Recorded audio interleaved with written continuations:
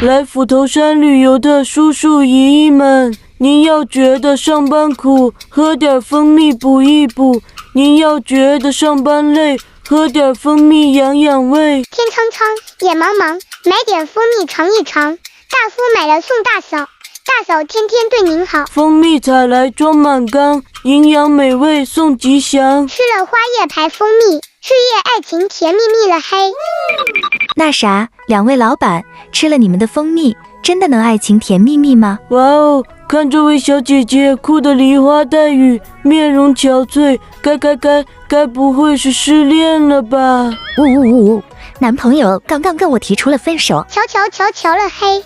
今天这是第几个因为没有吃咱家的蜂蜜被爱情伤透心的小姐姐了？老姐真是造孽啊！但凡咱早一天出来卖蜂蜜，这世界上不也就少了一个失恋的人儿了吗？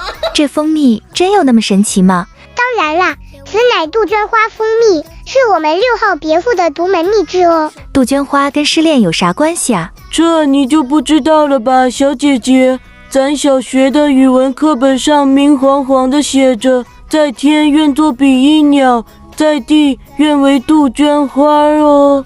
所以吃了杜鹃花酿的蜜，爱情自然就甜蜜蜜啦。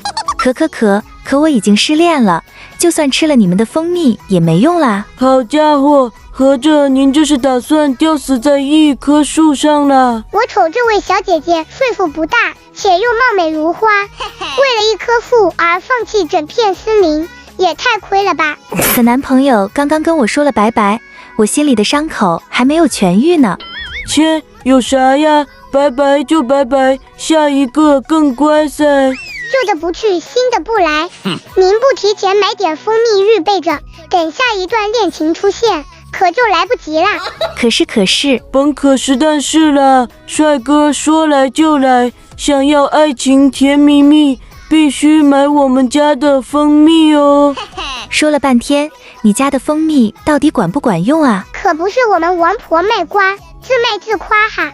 听说过斧头山的美兰大姐吗？当然啦，我听闻那个美兰大姐已经年过半百，却依旧是玉树临风，肤白貌美，常年奋斗在爱情第一线，让众多女雄为之疯狂哦。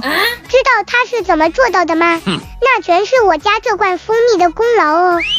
所以要问我家蜂蜜管不管用，您别只看广告哦。那看啥？看疗效噻。哈哈哈。